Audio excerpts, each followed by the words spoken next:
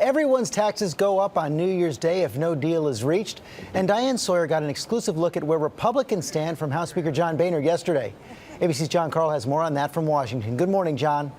Good morning, George. The Speaker of the House told Diane that he is confident he can strike a deal with the president, but he also took a hard line on the central issue dividing them, tax increases. I've made it clear to the president, and I think I laid out yesterday, that raising taxes on small business people is the wrong prescription given where our economy is. But raising taxes on the wealthy was a central issue of President Obama's campaign. He talked about it in every single campaign speech. The wealthiest Americans got tax cuts, tax cuts, tax cuts, tax cuts. Try a tax cut. Another $5 trillion tax cut that favors the wealthy. The wealthy, that's not change.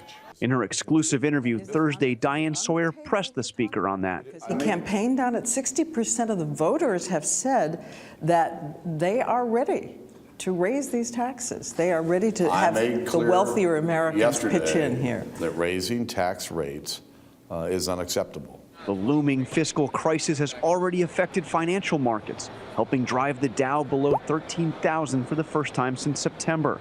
If a deal is not struck, virtually every American taxpayer will see a substantial increase in their taxes starting January 1st. But during the last debt negotiation, Speaker Boehner's hands were tied largely because Tea Party conservatives opposed compromise.